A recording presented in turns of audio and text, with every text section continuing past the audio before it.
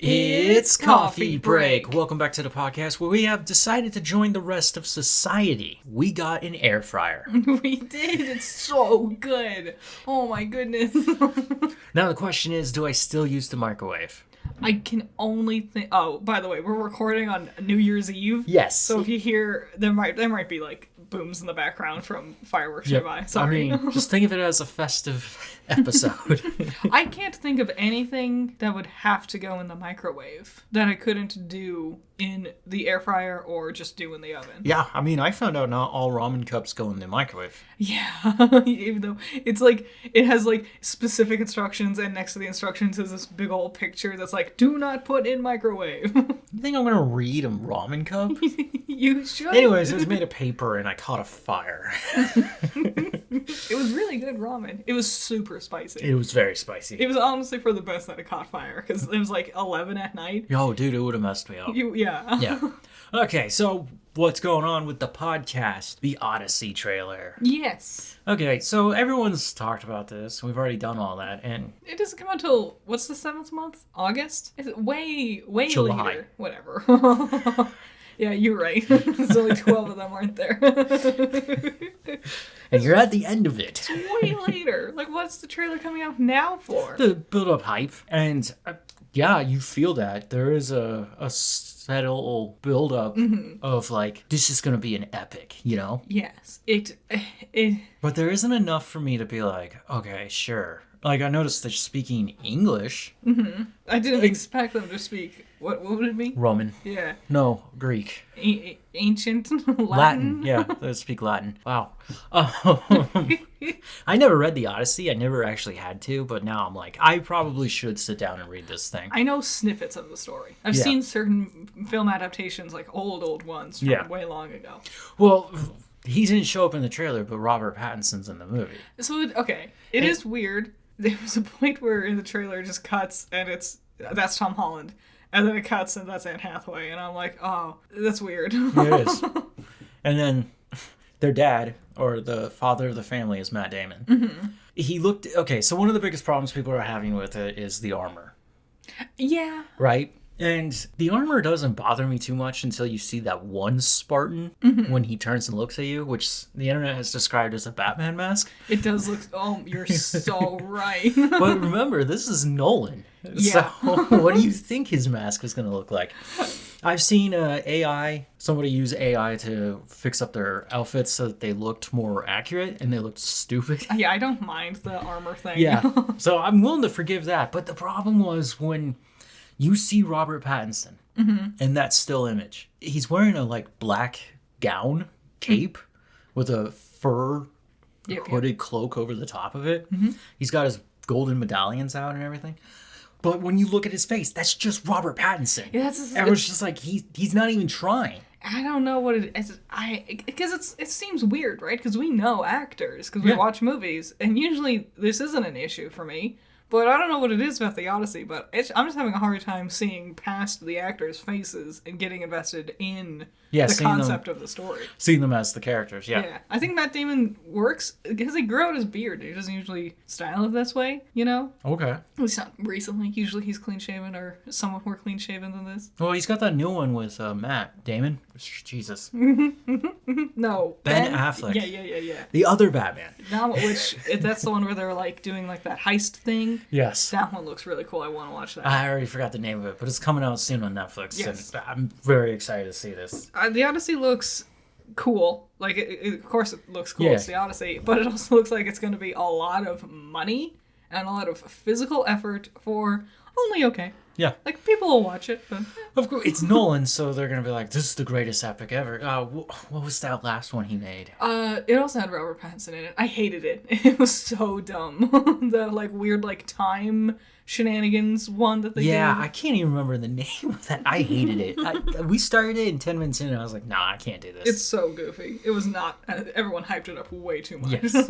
So the other trailer to talk about is something called Digger. Which I feel like Digger is going to be the thing that actually sweeps everyone off their feet. And it'll be like, yeah, Odyssey was there. Anyway, this one. Well, Digger doesn't come out till October. Yes. And what is that, like the 7th month? It's the 6th. I know it's the 10th month. Don't worry. I don't know. We don't really know what's gonna happen in this movie. No, but the premise, for what little we get, because it's only a teaser, really. It's not even a trailer. Mm-hmm. Tom Cruise. Yeah. Which I'm very excited to see. I think Tom Cruise is a fun actor. He's an amazing actor. And I'm excited to see him do something that isn't like action hero man. Yes. Because he does that a lot. Well, he's finally done with Ethan Hunt, who is his character in Mission Impossible. Mm-hmm. And he's finally just got free time to do this. But this is an art piece. Yeah. This is directed by the guy, I can't pronounce his name. No. Birdman. Yes. And The Revenant. Yes. Which I don't care much about The Birdman.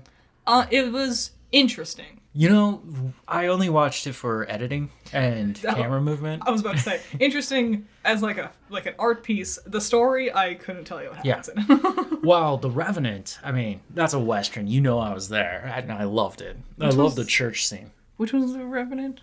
Revenant is finally when Leonardo DiCaprio won his Oscar. Yeah, the one with the bear and everything. Yeah, he gets attacked by a bear. Right. And then he goes out to kill Tom Hardy. That was I forgot that was Tom Hardy. That movie was a long time ago. Like 2013 or something? No, that was like 2016, 2017. Yeah, still a long time ago. It hasn't even been 10 years. Or 10 months. Been a long time coming for this one. I'm excited to... Yeah. I'm excited for a digger. Yeah, it looks like a comedy of errors. Mm-hmm. But that's all we know. And that Tom Cruise won't look like Tom Cruise. He's going to be an old man who wears boots, shorts. His like scraggly hair. Yep. We don't even know who else is in this movie. No, and he just carries around a little shovel. Yeah. And he dances with it. Yeah, okay. Pokemon turns 30 this year. You're right.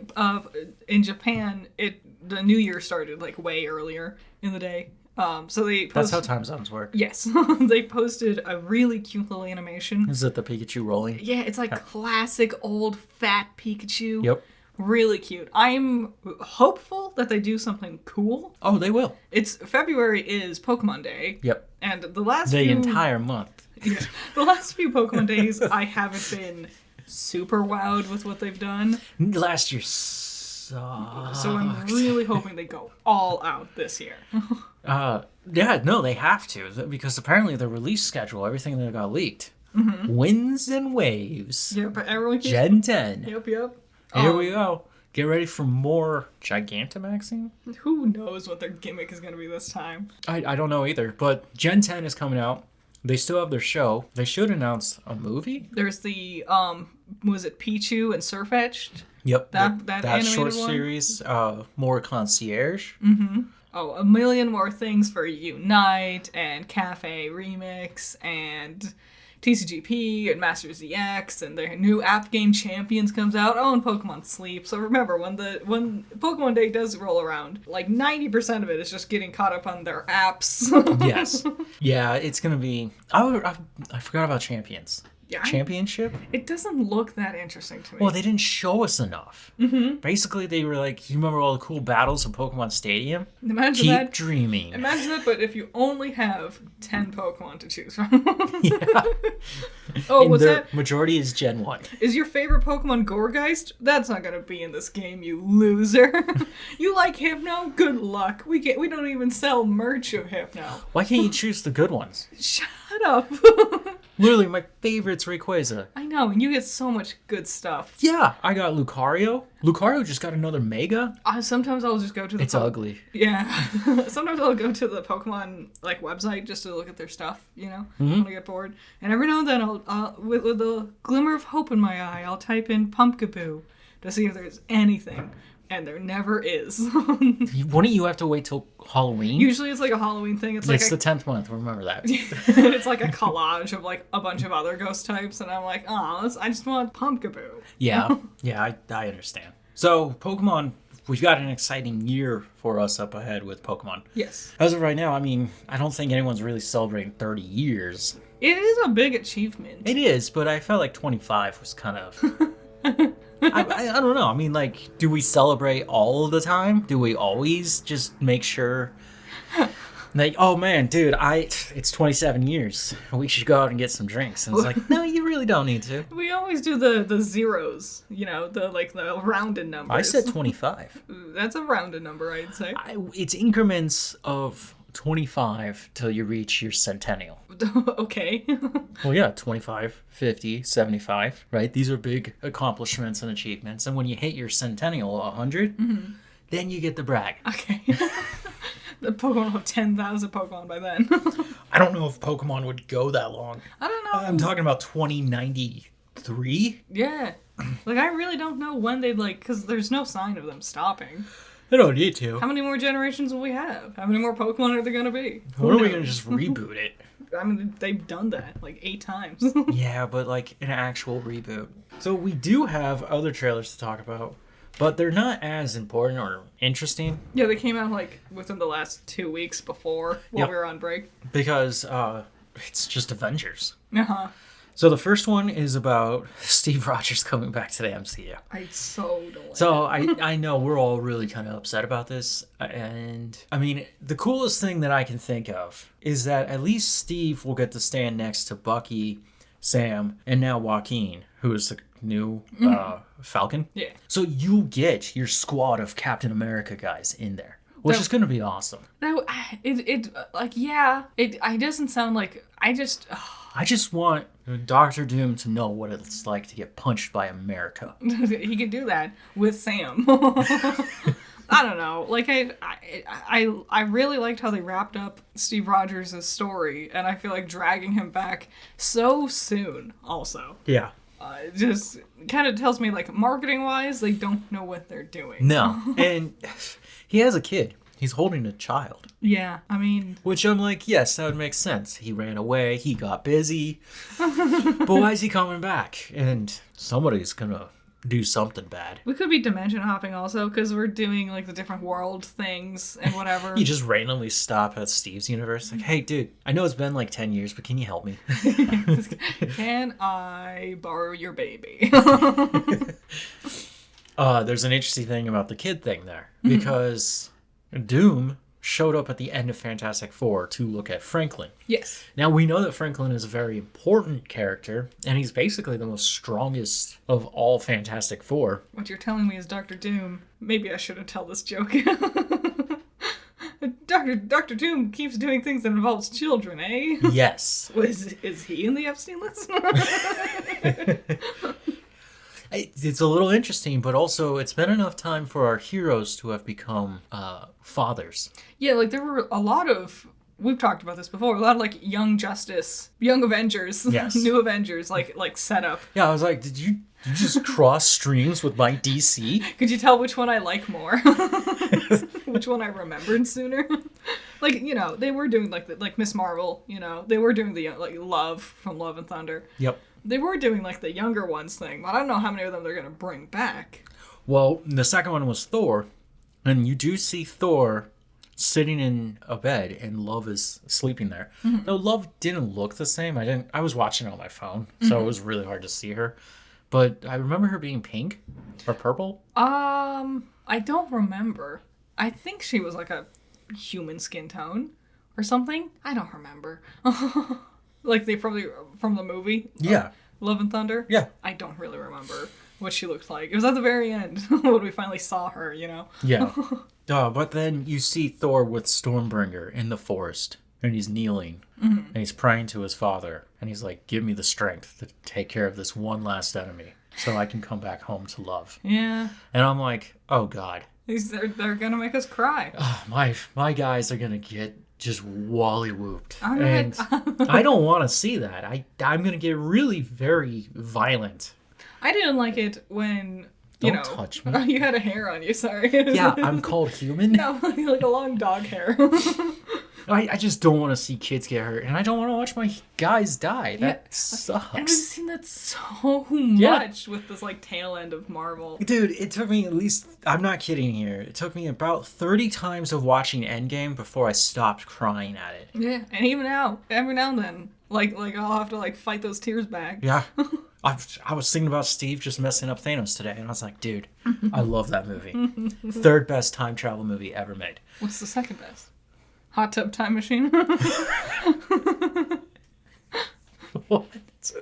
No. What's the first best? Hot Tub Time Machine's not a good movie. I've never watched it. The first best is Back to the Future. Fair. What's the second best? I'll have to figure that out. But I remember there are 3 time travel movies that I'm like, oh yeah, it's an 80s film. They did a lot of time travel in the 80s. They did. Are they going forward or back? That's a good question. Is it Back to the Future, or you have to get back to the future? That's a... Or are you getting back from the future? Title-wise, Back to the Future is so good. Yeah, well... Like, that sold the movie alone. It's 2 words. Yeah. One family. So, What's next? What else? Let's move on. So Avengers Endgame will come out. Sorry. Wow, I even wrote that. Avengers Doomsday will come out the same day as Dune Part 3. Oh, Dune's still getting a Part 3? Yeah. It's been ages. Remember Robert Pattinson's going to be in it? Is he? Oh, he's the villain. What is he doing? No, that's Odyssey. What are you? Robert's everywhere now. Yes, he is. So good for him. Simu Liu is calling it Doomsday. Oh yeah, because they're on the same day. It's Barbenheimer. That is cute. Doomsday. So we'll see if they keep that around. James Cameron, my least favorite filmmaker of all time. Boo. He's not my least favorite. Quentin Tarantino's right over there, but he's up there. Bro, he has 2 movies. They're amazing movies. Who, Quentin? No, Quentin has 0. James Cameron. Mr. Cameron. Which is Terminator 2, Judgment Day. Yeah. And Aliens. Yes. Which are both sequels. Yeah. Yes. He's really great at picking up other people's work. Yes, but when it comes to his own, I'm like, I don't get this Avatar thing. I'm not going to partake in it. No, it's So he clearly wants to make 4 and 5. They're halfway through 4, but he stopped filming because he wants to see how 3 does. But I'm like, you've already made effort and put money towards this? Yeah. Whatever. If this one doesn't work out well, he has talked about writing 4 and 5 as books. But then he complained that nobody reads anymore, so it's not feasible to write books.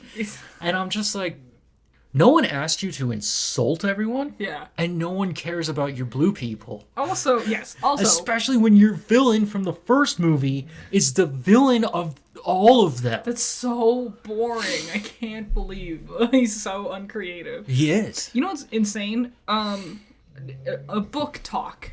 Books on TikTok. The book community on TikTok. Yeah. Literally the most recent thing that everyone's talking about is how many people can reach nearly 100, if not more, books read in a year. Because now that's the end of the year, everyone's being like, this is how many books I read. And they're like 70, 100, 120, whatever.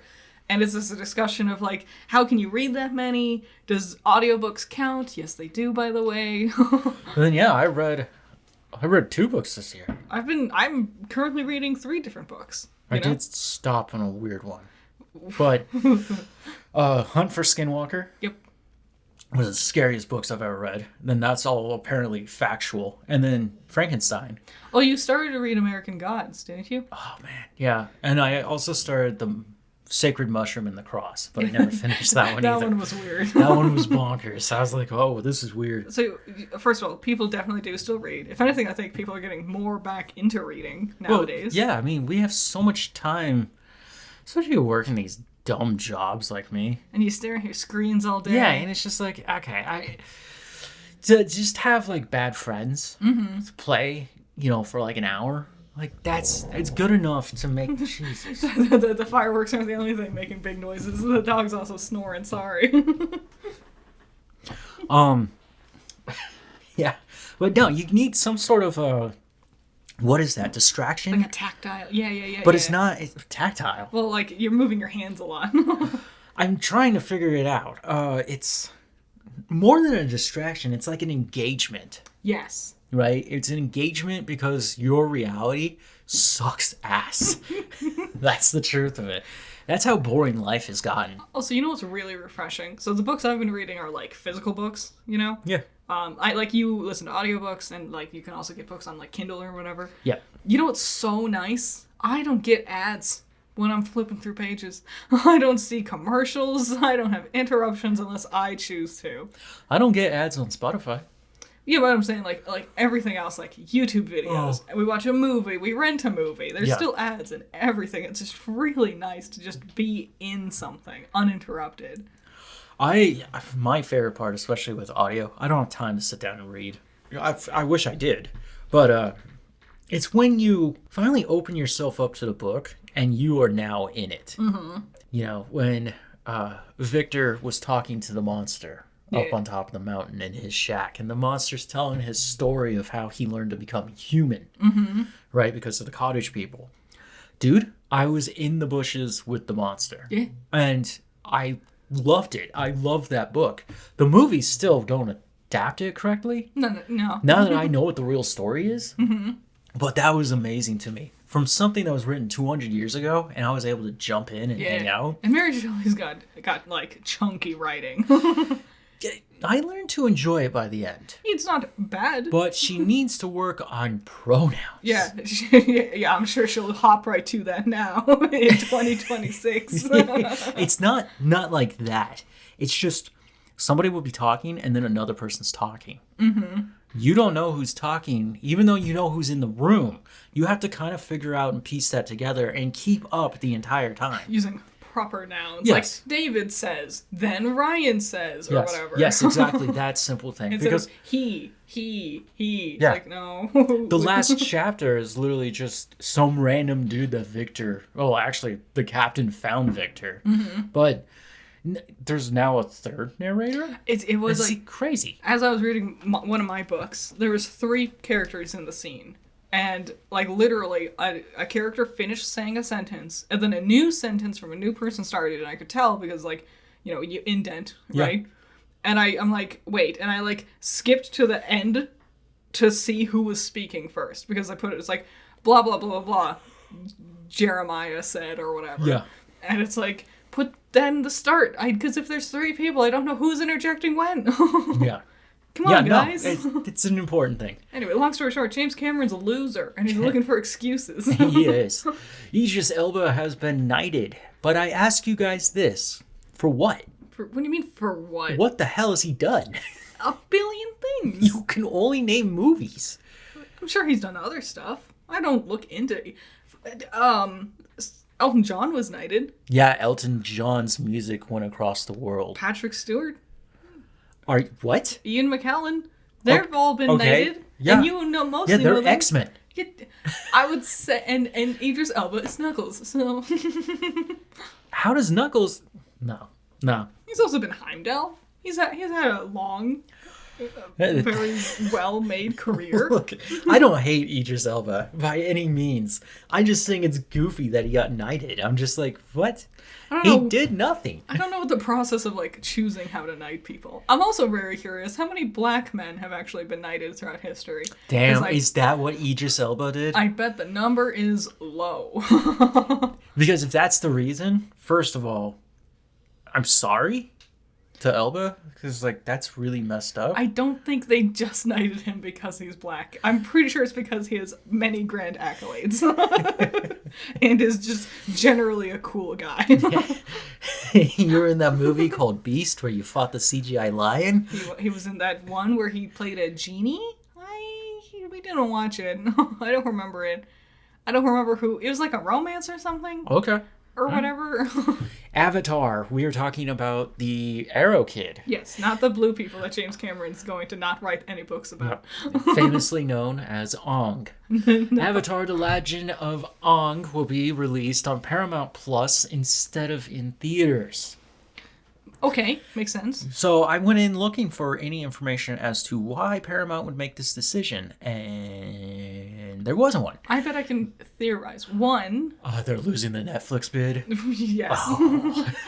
One of the few... I mentioned it, I'm pretty sure in the last podcast, it was 2 weeks ago, but they have Nickelodeon. They just don't do anything with it, except for SpongeBob. Oh, dude. You know what? I think you're right. Because that was another thing that got brought up. But it wasn't written in the way that it was a correlation. It was just, it makes sense for it to be on the streaming platform because you already have Avatar and Korra there, right? I also have a... I guess I should have said Last Airbender and Korra. Whatever. We all know what you mean. Yeah. So it would fit nicely already on that platform. But then according to the Nielsen ratings, that's how they measure... households watching what. Mm-hmm. Last Airbender and Korra have been in the top 10 like ever since they put them on the streaming platform They're years ago. They're really good, and like people love going back to them. Well, that's what was crazy to me. I'm like, people are still rewatching these? There's actually this, like, I think it was a Drew Gooden video, but the most, like, watched things are old content. Like, The Office, Friends, things that people already know are good and love, and new things don't really get the chance. Yeah. I am curious about something. I wonder if the audience reaction to the live-action Avatar was smaller than they expected. And so they're like, oh, well, because that one isn't as big as we thought, we won't bother with the theatrical thing. We'll just put it straight to streaming. Because they do have that weird mentality of like, oh, this thing didn't do well, so I expect the whole of it not to do as well. It's a lot of work to try and adapt animation into live action. Mm-hmm. Especially when you have basically almost limitless potential with animation. Especially when it's like already considered beloved and perfect, like literally, as you're saying, it's one of the top things still watched today. Yeah, like, okay. Well, anyways, that will come out in October of next year. Ugh. ScarJo is not going to be in Doomsday, as far as I know, and she's not going to be in the live action. I wrote Wicked. Yeah, she's not in Wicked either. Live action Tangled. Okay. Apparently she's got a busy schedule, but they are going to begin filming Wicked, Tangled in the UK next summer. They're starting auditions right now. The reason why ScarJo won't be in there is because she has taken the role, an unknown role, for the Batman Part 2. Mm-hmm. And I guess she's like the main character of The New Exorcist. Oh, really? Which Mike Flanagan has written and directed. I'm so excited for this. I mean, that guy behind anything. Demonic entities. Mike Flanagan is so good. I loved his Vampire Angel. Mm-hmm. Didn't he do Dr. Sleep? Yep. I never watched it. The only thing I knew about it was there's like a bunch of Ruby stuff in the background in one scene. Yeah. Which I was like, oh, okay. Cool. People didn't like the movie, I don't think, but I think that wasn't so much Mike Flanagan. It was more like Stephen King isn't actually a very good writer. No, he's really not. And also, The Shining. It's a sequel to The Shining, right? Yeah, it's Danny grown up. But the thing is, Mike would have followed the book. Right? Yeah. And he would have been following the books, and so his Dr. Sleep probably mirrors the book better than it does the actual Shining film. Because the film is different. It deviated quite a lot. Mm-hmm. That's probably why it's the best of his works. Yes. In fact, did you know that Stephen King actually went back and like refilmed a like mini-series? He did this a lot, where he directed The Shining as like a 4-episode mini-series. I know about this, yeah. And it was like more accurate. And people just didn't like it. Yeah. Because I guess similar to what I said before about James Cameron, other people take Stephen King stuff and makes it actually good. Yeah. You know what's great? Cutting out that one scene from It. Because we didn't need it. The gangbang? Yeah. Yeah. Once you find that out, you're like, oh, ugh. Okay. This is your thing. You're up. Okay. The iMDB fiasco. Yes. Tell me and us about this. So, a couple days ago, I think 2 days ago now. Okay. Some guy, some scud on Twitter, who's only known as that random IMDb guy or whatever it is, who he doesn't work at IMDb. He's just like, according to him, passionate about he went in and just deleted a bunch of voice acting credits for dub actors. Oh, nice. Yeah, so like Zeno Robinson, gone. Just delete all his credits. Just, because you're the English dub and not the original Japanese version, so your credit is gone. This guy shouldn't have the ability to just delete things like that. Well, yes. So, a bunch of voice actors noticed, and because the thing is, apparently IMDb made a new category, like, at the end of November, which is, like, to separate, like, dub artists from normal, like, the original artists. I guess that makes sense. Which I guess, yeah, I guess it's fine, but also, like, it's like common sense. If it's like, oh, I'm gonna watch Monogatari, Yeah. and one of the actors' name is Japanese, and the other actor's name is in English. Ray Chase. Gee, I wonder which one was the original voice. But he was like, all these voice actors are in the wrong categories. But it's like, but he didn't put them into the right category. No, he just got rid of it. No, he just deleted it. So it's like, no, you didn't actually care about like the correction of categorizing things. You're just this like weird weeb loser who has a weird grudge against English voice actors and deleted their resumes. And so... So the real problem with this guy, before we get to IMDb's problem, is that he's taken the sub over dub problem too seriously. Yes. That's creepy. Like, my thing is like, oh, you prefer sub? Cool. I prefer dub. Yeah. I'm not really here to learn new languages. Like, we all, like especially for comedy, like, I hate watching comedy anime if it's not dubbed because I don't hear the jokes right. That's true. I have to read it first, and it doesn't work always. I have a coworker who, when we were sitting outside, he was playing his phone, and I believe he's from China. Okay. And so the lady over the phone, she's like telling things. I think it was like a news broadcast. Okay.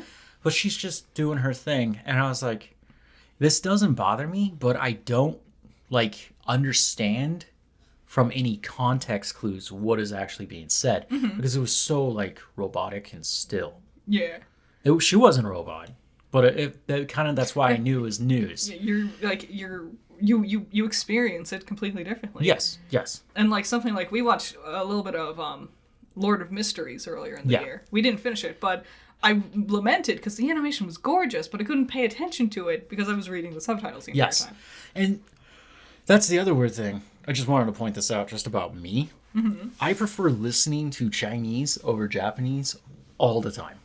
It is a very lovely language. I like Mandarin, while Japanese to me is just so obnoxious. I've heard a lot of Japanese because I have watched a lot of anime. Yeah. So maybe I'm just like more used to it.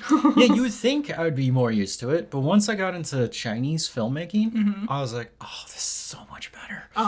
So because of this, IMDb is working on fixing the problem. They know, and the voice actors are emailing a specific person from IMDb to try to get all their credits fixed.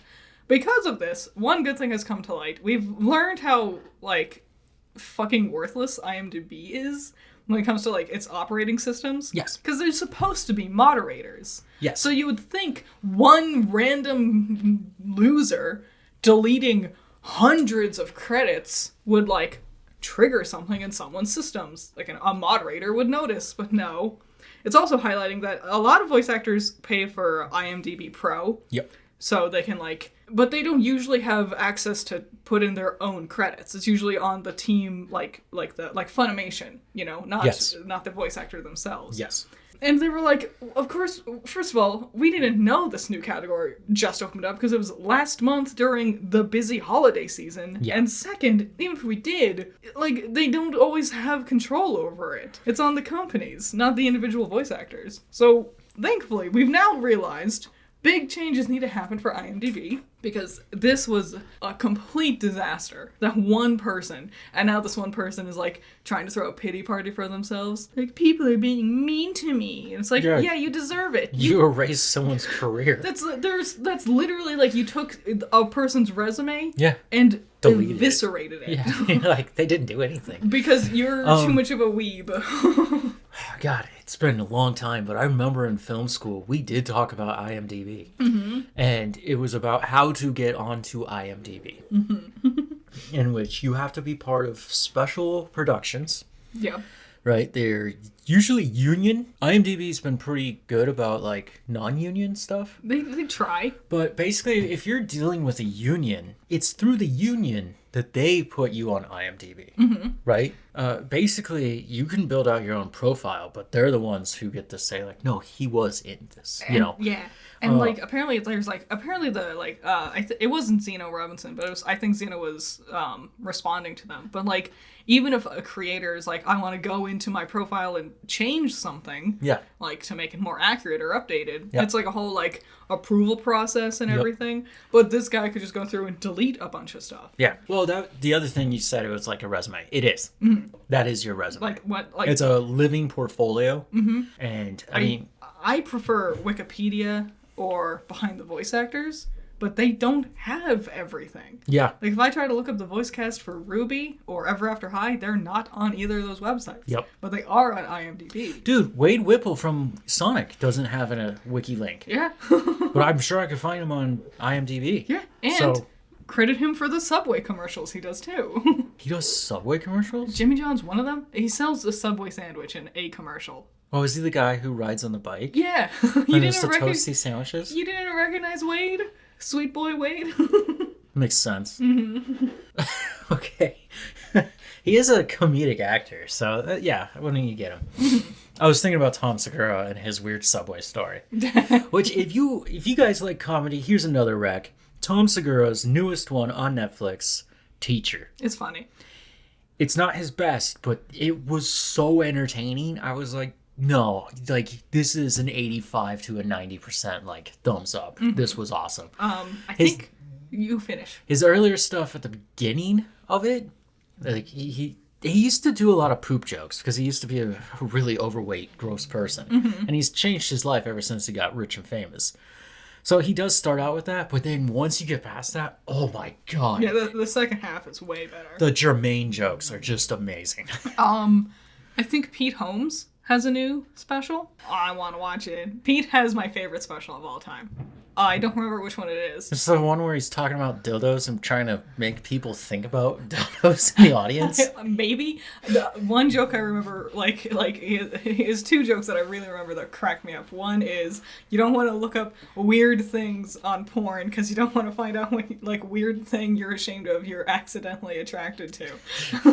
And then the other one is him going to the Enrique Iglesias concert, which is just phenomenal. Like, he's the one adult man in a sea of teenage girls. He's also a tall dude, so he would stand out. He was like, I was like a dinghy out at sea. Yeah. Really funny.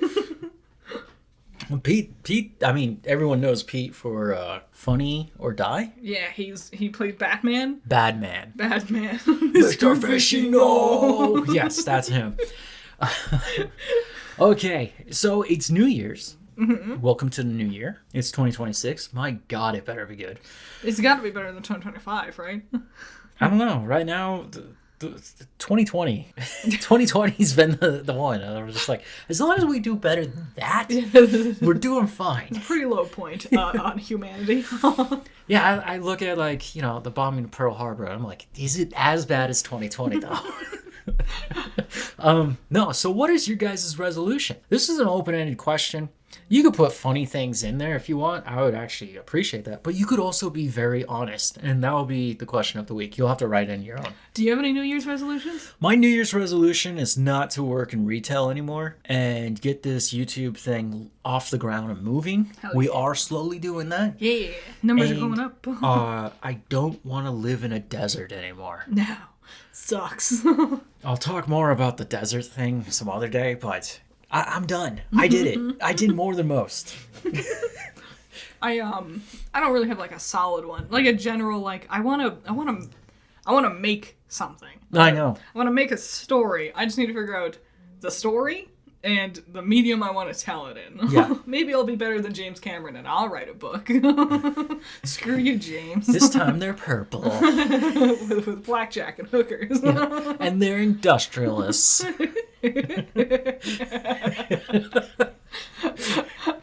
Okay, so the question 2 weeks ago, who do you think should have won the best adaptation of the Game Awards? This one it wasn't even close. It was a literal blowout. Oh, it is 100%. Nobody else voted for anything. Even I voted, you voted. Mm-hmm.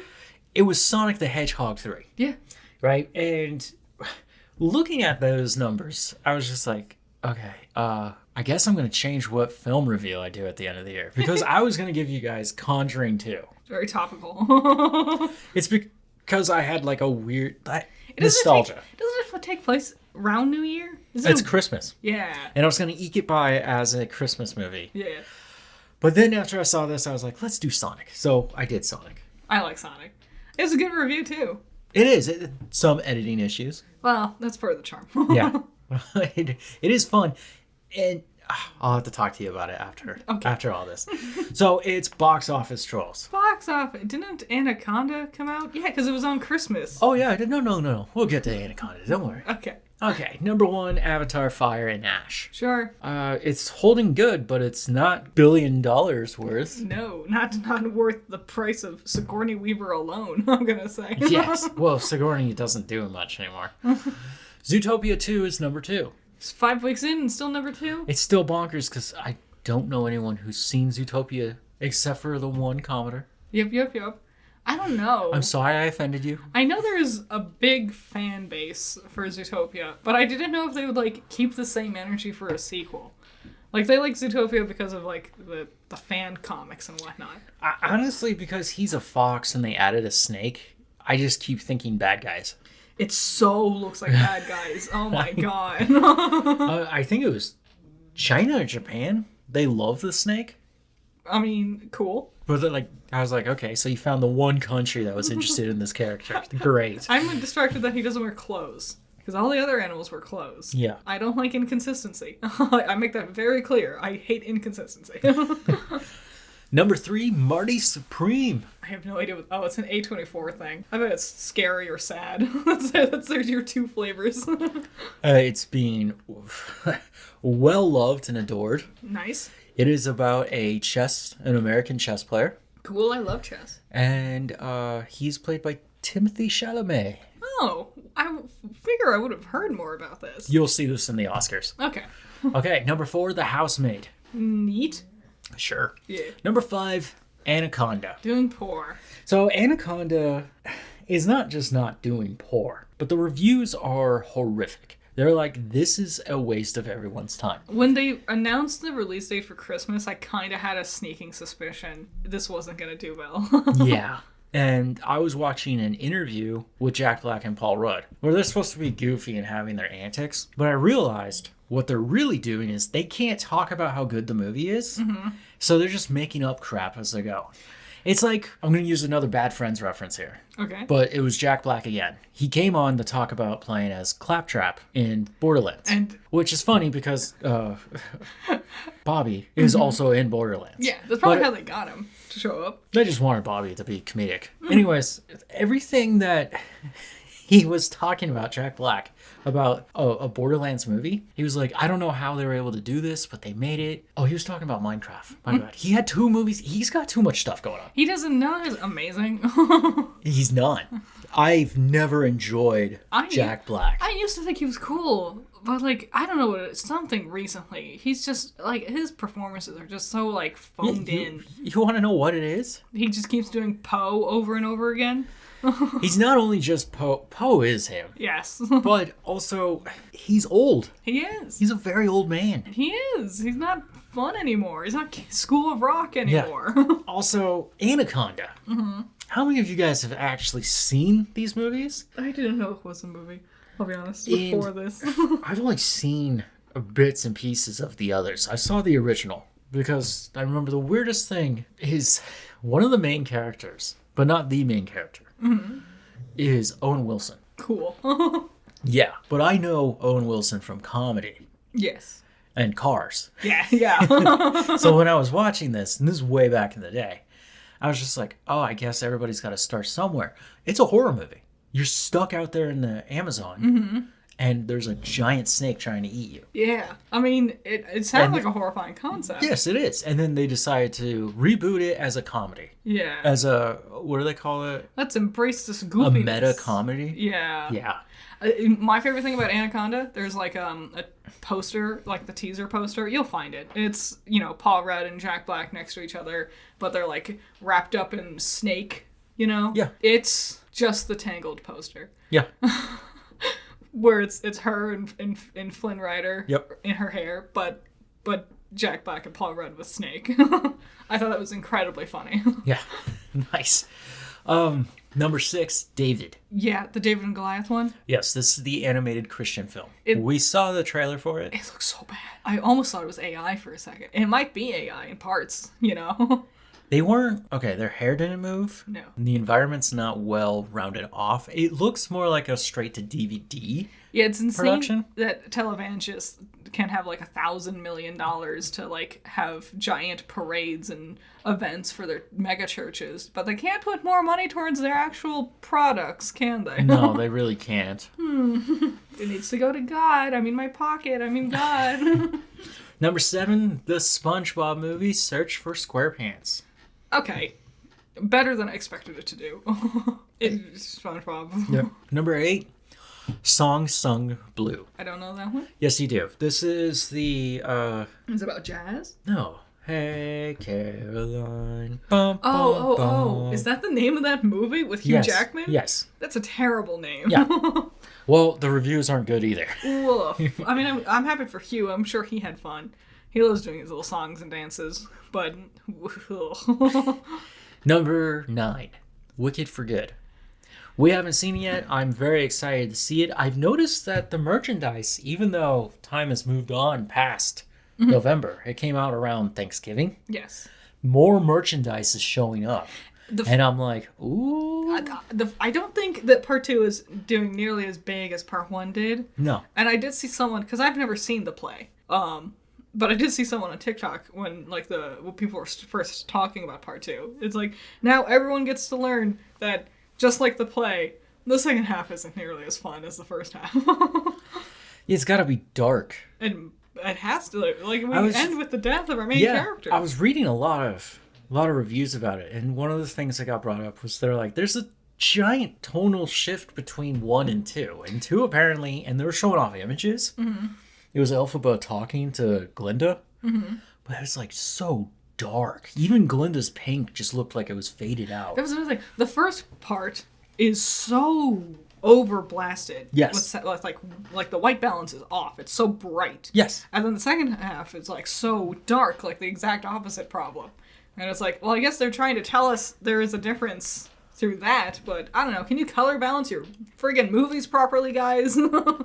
No, because it's Oz. You can do whatever you want. I have finally learned to come around, and you guys got to witness this. I do like Wizard of Oz. Mm-hmm. But it just turns out I only like Wicked. Wicked is really good. And really, it's just that Winky Town kid.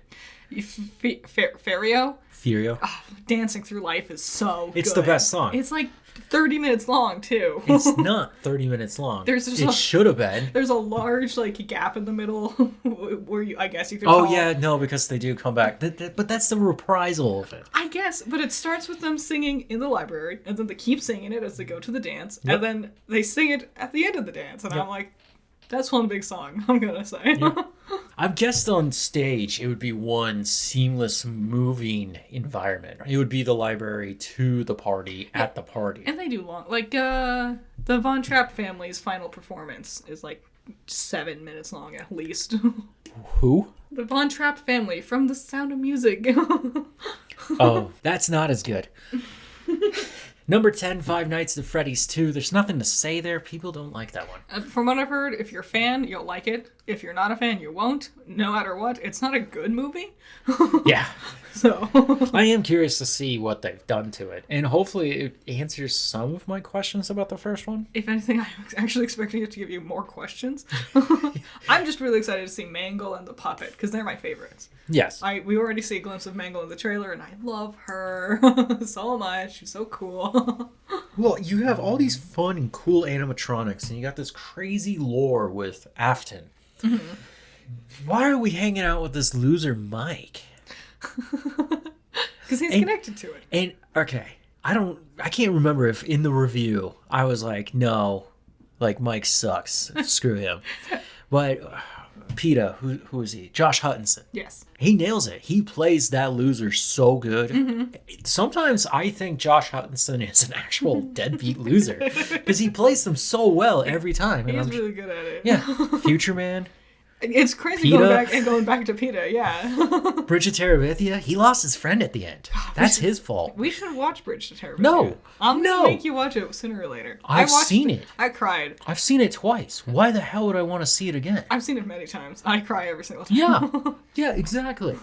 Okay. We'll talk about it right now. The Mighty Nein. It's so good. Okay. Now, why is it your favorite animated show? And why did you rank it 101%? there's so many things. The characters are fantastic. It's fun. It's funny. It's emotional. Yes. It's hard to predict. Like, I was thinking about this. Spoilers, minor spoilers. They kind of fail at all their tasks except for one or two. Like, they don't really succeed. Like how you would expect the heroes from a D&D group to. Like, Vox Machina, comparatively, won often. You know? Yeah. And Mighty Nine, they're more war-driven. yeah, but the Mighty Nine is a bunch of, like, losers. That's kind of the point of the Mighty Nine. Yes. Is that they aren't the heroes of history. They're just a bunch of assholes. Now, I love Vox. The Vox team is just too cool. I mean, you just got powerhouse after powerhouse after powerhouse. Mm-hmm. They're fighting dragons in the sky, ripping holes through them while they're flying. It's awesome, right? That's just a little bit of what they do, right? And then you start out this story, and I'm like, who are these losers? This guy's pretending to be a captain.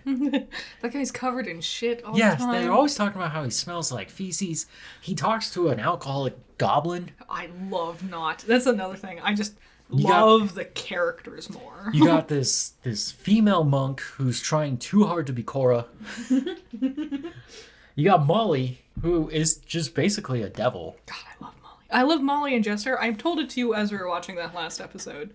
But I love that the two devil characters are, because tieflings are like demonic by nature. The nicest. They're so nice and sweet Yes. and kind and full of love, and they inspire and they're optimistic. Yep. And it's so cool. There's this moment where Not was trying to steal something from a street vendor. Mm-hmm. And Molly was like, we do not steal from happy people. And then we moved on and Not didn't steal. And I was like, what did that mean? He's got good little... Yeah, he's just got like weird advice to just give you about life. Mm-hmm. As you keep going through that show, it gets better and better. It was the pirate ship scene. The pirate ship episode where they go into the mine to find it. On paper, sounds like a kind of just like generic episode where everyone goes through, everyone shows off their abilities, and then they do their thing. That was the one few times where they actually succeed. Yes. But like... Well, barely. We really see them fully getting along now, finally. Yes. And it's so cool seeing them all bouncing off each other. Yes. Also, the mission was fun also. Mm-hmm. Which, by the end, you find out that the Mighty Nine are also got powerhouses in there. Mm-hmm. What is his name? Caleb Widowgas. Oh my god. When you find out how really powerful he is, I was like, I think he could take on Vox by himself. I don't know, man. I really think that's kind of his thing. He is. He's a magician assassin. He loves his fire. He's big into that. Yeah, that dude. No, I love the Mighty Nine. I was so... It was And was that a Roy reference? Okay. Is that a Full Metal Alchemist Roy reference? It so might be, because Roy was Travis Willingham's, like, big breakout role. Like, he did some stuff before. Oh my god. Yeah, that's Ford. And Laura Bailey was Lust. Wow. So, it might be. And, like, you know, Travis is very proud and happy of, like, playing Travis Willingham. So he might be like, do this. Really lean into this. He's proud of playing himself. That's what you said. My bad. I meant Roy Mustang. Yeah, Roy Mustang. Roy, dude, just killing the homunculi like that. Mm-hmm. God, that's just big rock solid boner. No, it was really funny yesterday. Because we were like, what do we want to watch? Because it was the end of the night. And you were like, oh, the one thing I want to watch, I can't because I have to wait for it tomorrow for it to come out. And I'm like, well, what is it? And you're like, The Mighty Nine. And I'm like, that's funny because I wanted to say all I want to watch is The Mighty Nine, but the season is over. And you were devastated. You were like, no, what? Dude, I stared at the world between the void and I realized I was alone again. So we just watched Jack Frost. That bummed me out. That's how good that show was. That I can't highly recommend it enough. If you like D&D or you like crazy fantasy adventures, I'm more of a fantasy adventure guy. If you just like good stories. Yeah. Like, I grew up with Willow. I would tell you Willow is one of the greatest fantasy adventures you'd ever find. Mm-hmm. It still holds up today. I would say Vox Machina, but more Mighty Nine is a fantastic look at what adult animation can be. Yes. That isn't just like Smiling Friends or Rick and Morty or Simpsons, like the goofy, kind of ugly animation No, style. they have legitimate problems, and they have to use their abilities and their brains to try and figure out how to weasel their way past this problem. It's fun. And they have mature things, like drugs and sex and alcohol and swearing, but it's not like Has-Been Hotel where it's like... Yeah, where they're shoving it down your throat. Look at how mature we are! Yeah. And it actually makes you look more immature. Yep. So, Fallout Season 2, Episode 2. We talked about Episode 1 and how we were disappointed with it. We were very reluctant to come back for Episode 2. Luckily, things are picking up. We're moving forward. Yeah. We got to spend a little bit of time with Maximus. We finally got to go back to Maximus. Which is, you and I only seem to care about Maximus. We're like, screw all the other characters. Where's Maximus? Maximus quickly became my favorite character from Season 1. Like, the ghoul's cool, and, like, Lucy is interesting, but Maximus's entire thing is just so much more gripping in my mind. He has grown so much from... Spoilers, he has to kill somebody in a fight. Because it's just some part of tradition of... Brotherhood or whatever. Yeah. But the timid little guy who was scared to even talk when we first get introduced to him in Season 1 to Season 2, Episode 2 being just a stone-cold murderer. Yes. And, I mean, he had to. Even there, I'm justifying this character's... immoral actions, saying like, no, he's so cool. He is. He is the point of your show. The bad guy, her dad. So boring. He's boring, but he seems to have something that it's a touch of the psycho that really interests me. He was purposely dragging out like rich people that were hiding in these vaults because they paid for the premium, and he was just killing them. Yeah, he's trying to make... Like, I don't know if they're... Let us know if you've played the games. Are those black boxes that they're attaching to people's, like, the base of their necks to control them in certain ways? Is that in the games? Because it feels like an incredibly sudden thing to throw into the story. Yes. But he's trying to figure out how to, like, do the minutia of it all. Just realized that one guy who brought the nuke in town when Maximus was a kid, when he finds out that story... Yeah. Oh, he's gonna go hunt down this guy. Also, I don't... Which is gonna be fun. Two psycho killers going after each other. That will be cool. I also don't like how much time we're spending with Lucy's brother.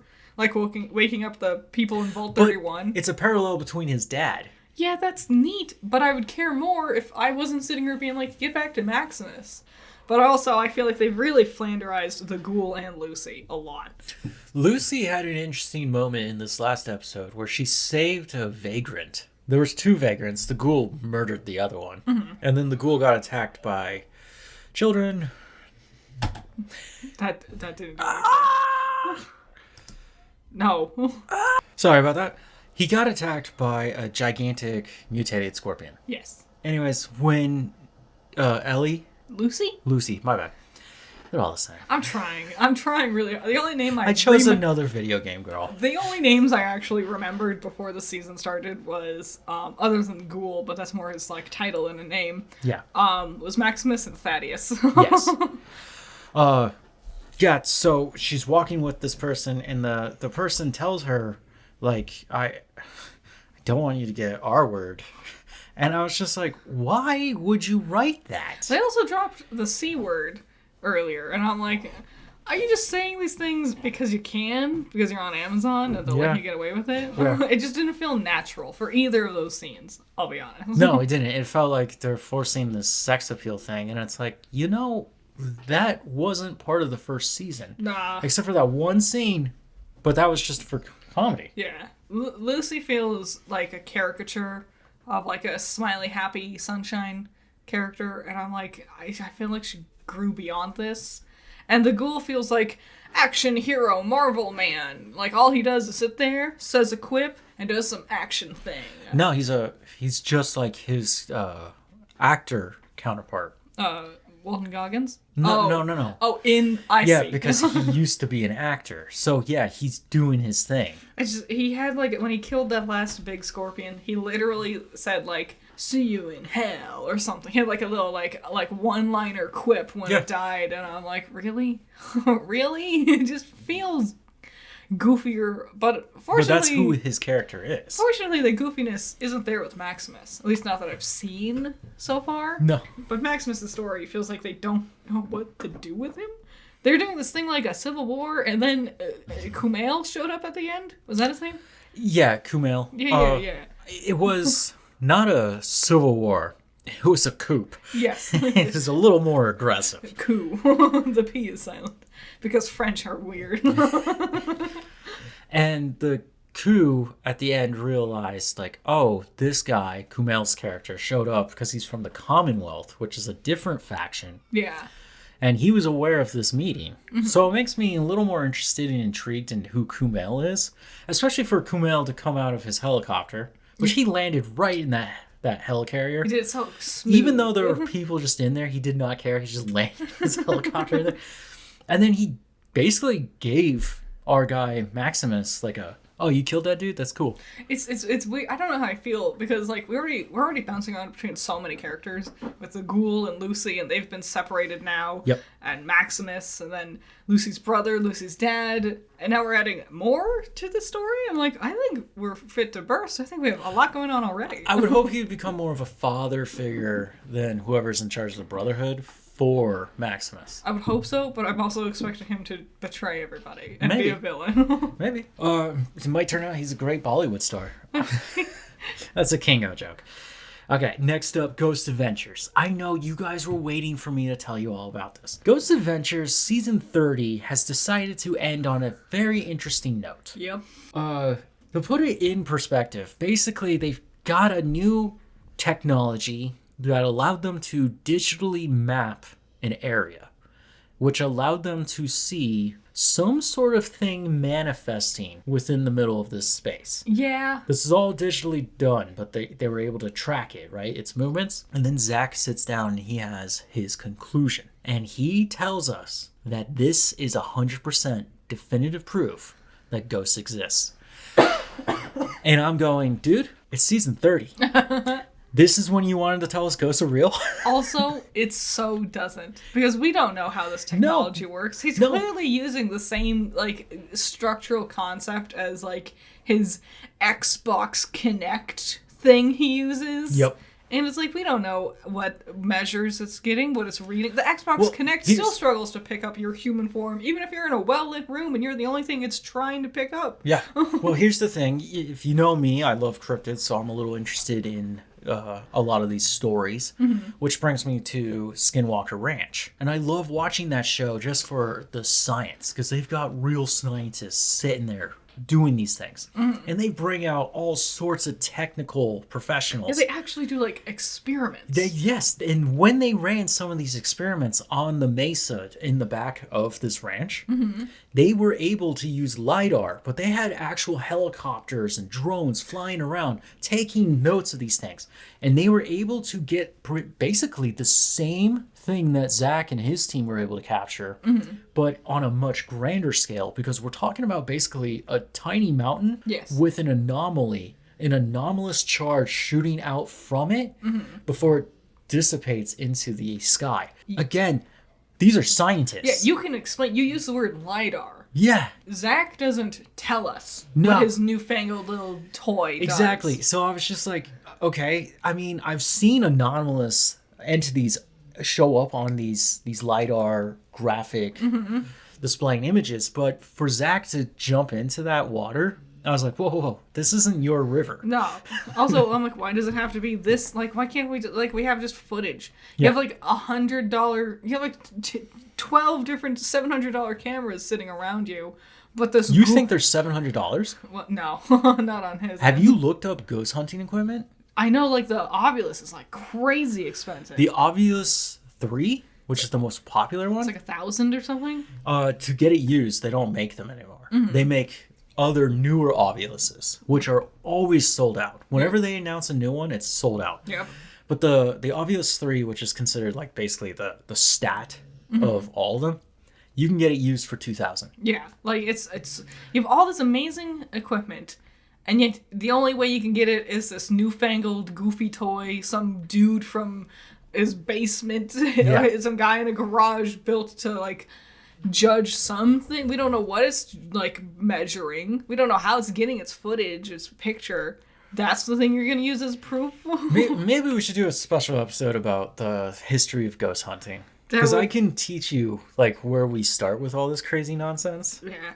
I mean, I don't know, man. The fact that Zach still sits there and talks about the sisters, the Fox sisters, even though they've famously been debunked. That is one of my favorite things about him. He's like, I was trained by Lorraine Warren, and I look at the flag. Yeah. Red flag. And I look at the Fox sisters as inspiration. And it's like, well, we already know the Lorans were false. Yes. And the Fox sisters are historically false. Yes, like literally before... They turned themselves in. Before they died, they were proven to be frauds. Yes. They said they did it all because they were bored. And then the lie caught on that it became too much, that they were struggling to come up with how to keep it going. And you know what's amazing? Houdini revealed them, exposed them as liars. Houdini took down a lot of people. Because he doesn't fuck around with that shit. Oh, it got very, very serious. It's one of my favorite stories about ghosts. Mm-hmm. Is just Houdini's time with mediums. And him debunking them. That's another thing. Like, not this episode, I think. I think an episode before, it was Ghost Adventures. They had a medium show up. Oh, yeah. And she immediately was overacting, because they always do. And she was, like, making a whole big deal, and then she pretended to faint and, like, fall over. Yep. And at the end of the episode, it was like, in loving memory. I'm like, what, that crazy bitch who showed up? She died. She showed up and screamed, like, you're possessed, Zach. And it's like, I'm like, you're the worst medium they've had on the show. Like, I know they're all fake, but you're the fakest of them all. Well, you and I were talking about Ghost Adventures after this, and we're like, Ghost Adventures needs to stop. Yes. Like, just stop. But all his other shows... He's got house calls where he sends his team out without him. That's the thing. It's so good when he's not there. Yeah. He calls in, checks up on them. But basically, during the night when they're running experiments, it's just them in this person's house just being like, I guess I'm going to point a camera at the TV screen and it's going to project a light. We're going to see how that works. You think you experimented with new toys, being like reacting as if I should know what's happening, and I'm like, I don't know how the system works. That's probably one of the coolest things about Ghost Adventures is that they will show you the new technology. Yeah, but how often does it stick around? Well, yeah. See how fast they revolve through those. Another thing with Ghost Adventures, with this last episode, it starts with them pretending like they've been lost, stranded out in the desert somewhere. Oh, God. And OMG, we've stumbled upon a caravan of reenactment actors of, like, the Oregon Trail or whatever. Well, first of all, so they're in Oregon. Yeah. For the last 3 episodes. It's actually a 3-parter, but for some reason, the first part isn't considered part of it, even though they're told a story about... They keep saying Chinese workers. They keep and really, it was really just like, oof, stop. They could have just been minors. But how this like tunnel collapsed on them and no one took the fault for it. And they're still buried down there. But yeah, so they're in Oregon and they're meeting the reenactors. It's this whole fake scripted, obviously scripted thing where the reenactors are acting like they don't even... Yep. Maybe Zach... and Aaron and the 12 people filming them have magically been transported into the past. Yes. And it's like, it's so obviously like a desperate attempt to humanize these people because they just don't have any charisma. So they can't naturally have like fun. Because then you cut to like Destination. They don't have charisma. No, Zach. You think 30 seasons, sorry. I wish it was only 30 episodes. Zach has no charisma. He's entertaining. I'm not going to say the jester being a fool for the king has charisma. The clown has no charisma, but they're entertaining because they're buffoons that I got to watch act like losers. Wow. Okay. I think Zach is one of the coolest guys ever. He's not. I don't think he's a stand-up guy, but for his TV persona and what he's been able to do for the paranormal is outstanding. I mean, he's the guy who got me into it. Yeah, sure.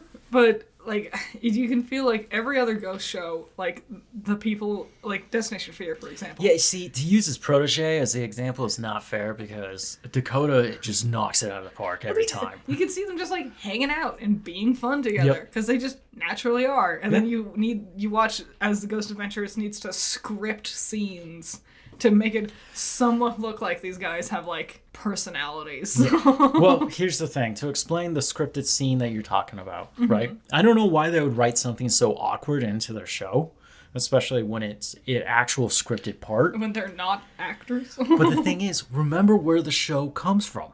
What channel does it play on? The Travel Channel. It's a traveling show. I don't know why they scripted it to be so weird and, like... Think about that. It's a travel show, and it's that successful. They're like, come to Savannah. There's ghosts. Yeah. You're like, what about the Civil War reenactments? So like, don't worry about that. Let's keep all these old, molded, dilapidated buildings around. We can't build something new and cool here because we need to sell ghost tour tickets. Thanks, Travel Channel. There are a few sanitariums that have kept around where I'm like, even though it's falling apart, I don't want you to desecrate that. Yeah. Well, there's some for, like, historical reasons, but there's, like, a lot. There's a lot. Yes. Where I'm like, just tear the building down, put something new here. Like, Yes. we're just killing the land. It's just a dying building for no reason. You know what? We're going to fix it. We're taking all the buildings away. We're leaving all the graves. It's just a cemetery. Because also, like, that's never stopped Zach before. Like, it's like, this used to be a hospital. And it's like, well, now it's a new, well-built hospital. We can still make rumors like, ooh, there's ghosts looking around. Oh, okay, last time talking about Zach. Zach bought a house back in 2006. I remember. It is one of the best documentaries you can ever see about paranormal because it's called Demon House. It is his movie. He directed it. He made it.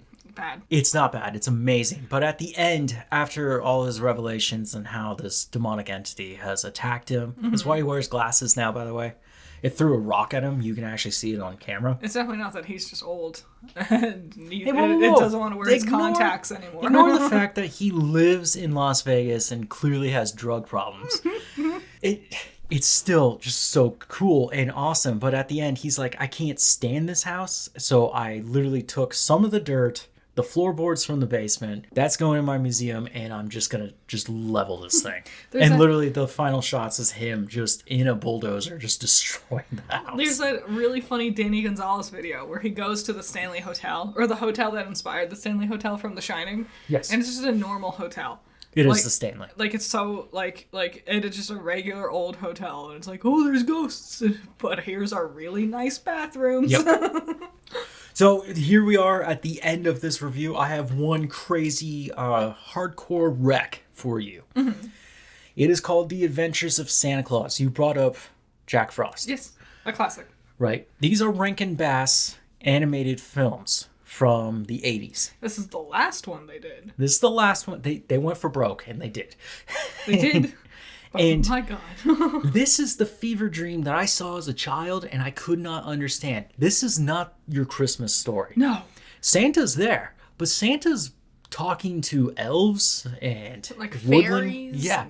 It's closer Mages? to The Hobbit, which they also animated The Hobbit. Yes. It's closer to that than it is any Christmas But Carol. this is their stop motion stuff. Yes. And I mean, at one point, Santa's fighting dragons. Yeah. That really happens in the story. It's so weird. And then when I looked it up, I found out it was written by the same guy who did The Wizard of Oz. Yes. And I was like, oh, that makes sense. Which, there's like a council of gods coming together to discuss whether or not they should make Santa Claus an immortal. Yes. And it's like the god of odd nooks and crannies, you know? Like, it's just like the weirdest assortment of like Alice in Wonderland type weirdness. Yeah. And then every now and then in this high fantasy fae adventure, a character will be like, what do you think, Santa? And I'm like, oh, yeah, Santa's in this movie.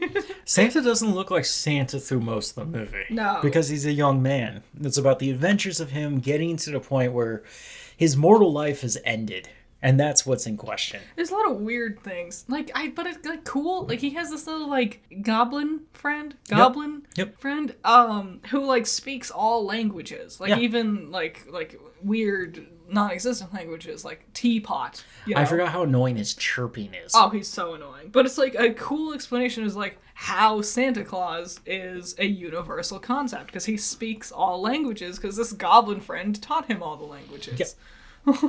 It's there. I'm sure you can find it online for free. I know that the Christmas time is over. It's not a Christmas movie. It really isn't, but it involves Santa Claus. The fun thing for all of us is that thanks to Judgmental Critter, I now have a physical copy of every Rankin Bass Christmas film made. Yep. Merry Christmas. I got it for your Christmas. Yep. I've always wanted this. I've been waiting years to find all of them compiled into one. In order, and it tells you the order. Yep. And it starts with Rudolph and it ends with the Adventures of Santa Claus. There's so much good stuff in there. So next Christmas, we'll just crack that open and check out what we can find. And also because I got you like the physical DVD set, I bet there's a bunch of behind the scenes stuff too, which would be cool to see. Because we were talking, I think it was this morning or yesterday, about how big we think the models are for their stop motion animation. Dude, they're like 12 to 14 inches tall. I don't think they're that tall. I think they're tall, but I don't know. I'm not so sure. The world of stop motion animation is crazy to me. It is, but I mean, it's a fun thing to play with. I always wanted to play with it, but I never really figured it out. It takes a lot of patience. Yeah, see, and a younger me would not be able to do that. I know more about the world of puppetry because of Jim Henson, with Labyrinth and everything. So in my mind, I'm like, I think there'd be multiple puppets for the stop motion, like with the worm that Sarah sees in the Labyrinth. Yeah, there's like the model that's really small, that's like size appropriate, but then we get the close-up model and it's like a huge puppet. Yeah. And I'm like, wouldn't they do that for stop motion? I don't know. I think about Jack Skellington's hands, which I know is a different team altogether, but his tiny little bone fingers moving. Each finger has to move, and I'm like, that's crazy. That's a lot of small stuff to move for an animation. Yeah, Nightmare is really well animated. Mm-hmm. I mean, it's really hard to argue anything against Nightmare because not only does it have that legacy already, Mm-hmm.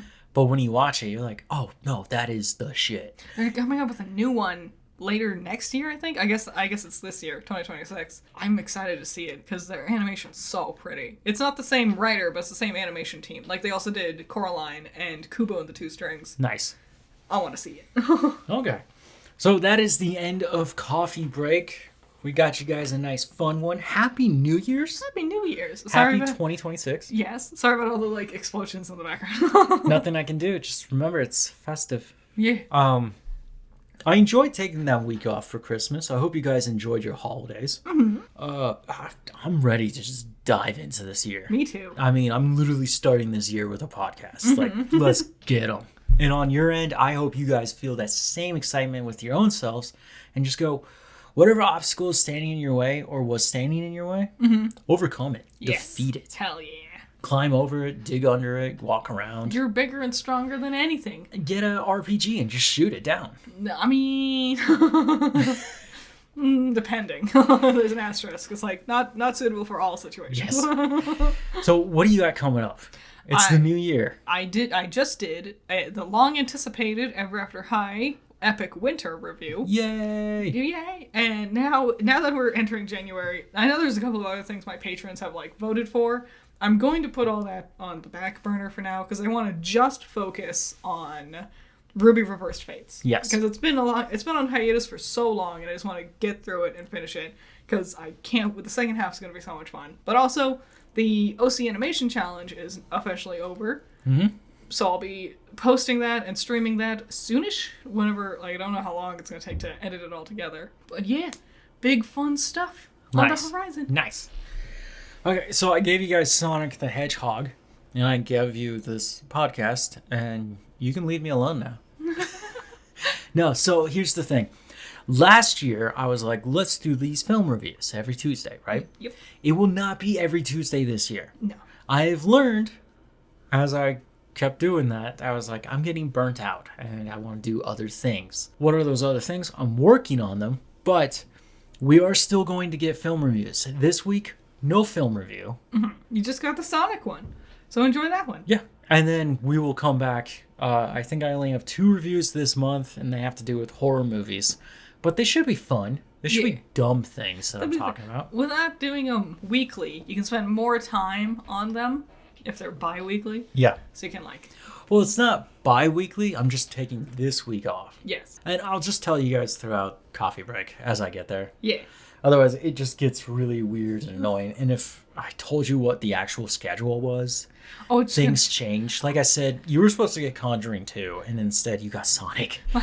Every time I try to make a schedule, everything gets thrown out the window. Which is why Reversed Fates is split into 2 halves months apart. Because I had a schedule, and then it went wrong. Yep. Also, Sonic, one thing I want to point out. When Sonic's vicariously living the human life with Tom and the Pretzel Queen, and he's watching through the window, right? The movie they're watching is Speed. Yeah. Speed stars Keanu Reeves. Yeah. And Sonic is way too excited to see Keanu Reeves on screen. Just wanted to point that out. It didn't make my review, but I thought, and I know you thought, it was very adorable. Very cute. Sonic has weirdly become an important character to me. One of the things about doing these film reviews every week is that you get a little closer. Yeah. Right? You have to, like, absorb it. And then as I was like, okay, Jurassic World, right? As I was getting closer to that one, all of a sudden, it's everywhere. Yeah.